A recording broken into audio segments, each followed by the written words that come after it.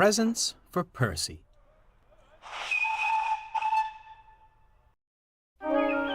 Mrs. Kyndley's health had greatly improved following her trip to Bournemouth. No longer confined to her bedroom, she waved to the engines every day from her garden.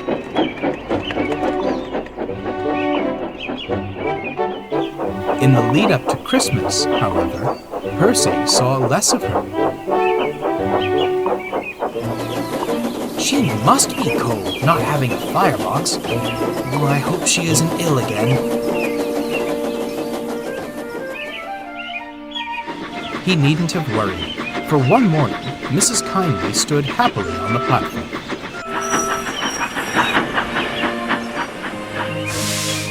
"Oh, Percy, it's wonderful," she smiled. "My family is coming from the mainland for Christmas. I get more excited every day." "Some of my friends live there too," Percy replied. "I haven't seen them recently, with how busy the branch line's been. I miss them dearly. I wonder how they're spending Christmas." Percy puffed unhappily away. Mrs. Kyndley felt very sorry for him.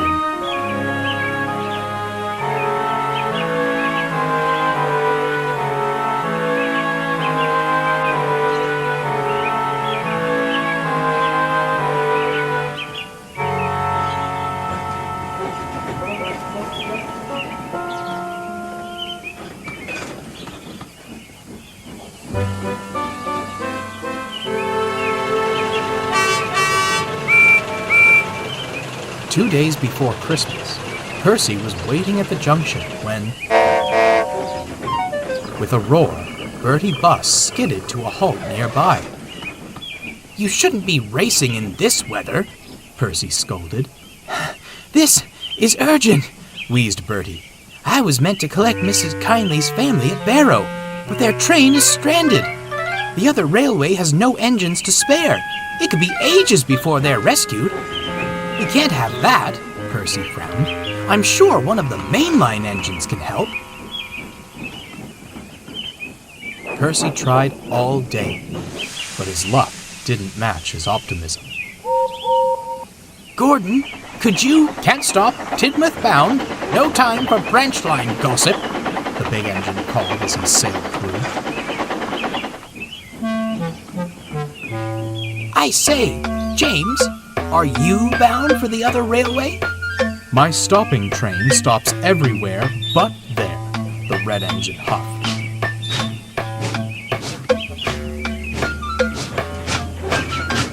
"Surely you're going to the other railway, Henry." "I am," smiled the green engine. "Tomorrow morning, that is, with the flying kipper." "Caw!" sniffed Percy. "The Kyndleys won't want to ride in your fish vans."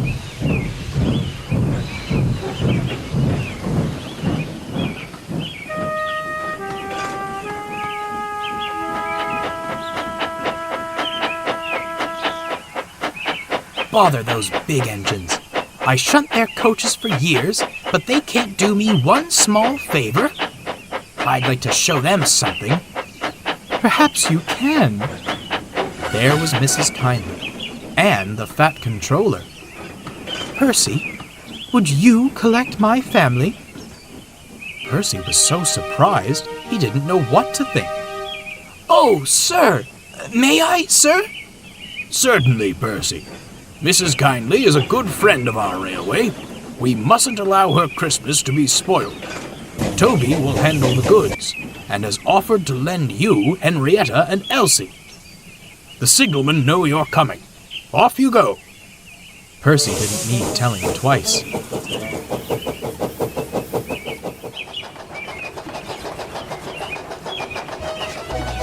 In no time at all, he was steaming down the main line.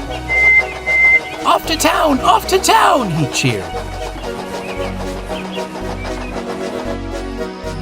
On the other railway, 2 tank engines sat stranded with a rake of coaches.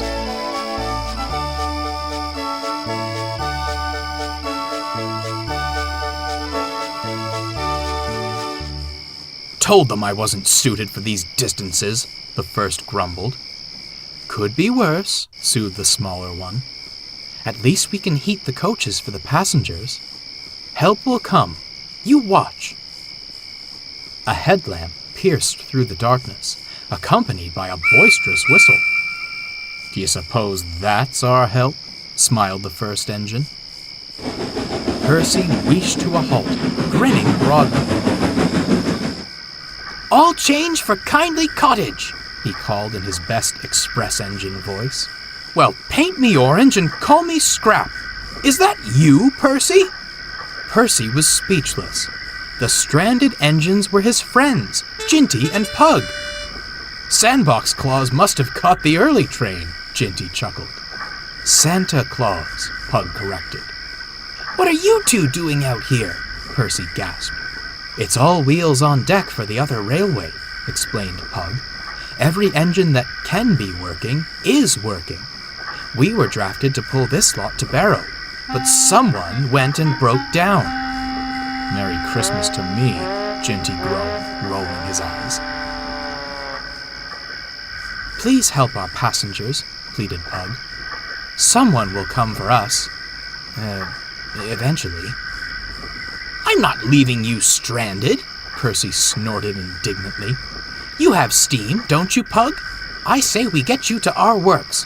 Then I'll take the passengers on. The two tank engines beamed.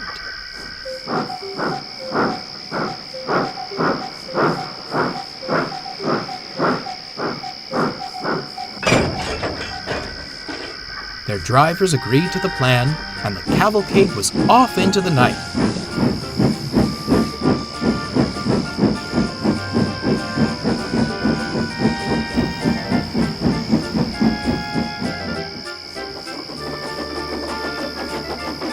Percy and Pug worked their hardest. Jinty could only will them on. That's it, boys! A pair of super saddle tanks, you are!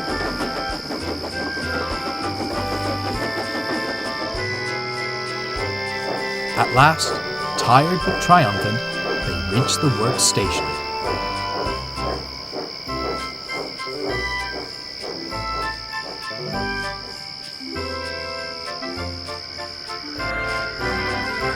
The Kyndleys cheered the engines to the echo.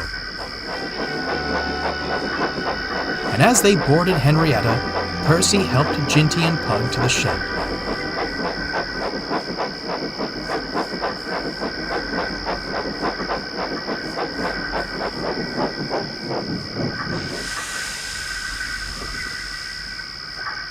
It's a cold, dark shed, Jinty observed. Better than the cold, dark night, Pug retorted.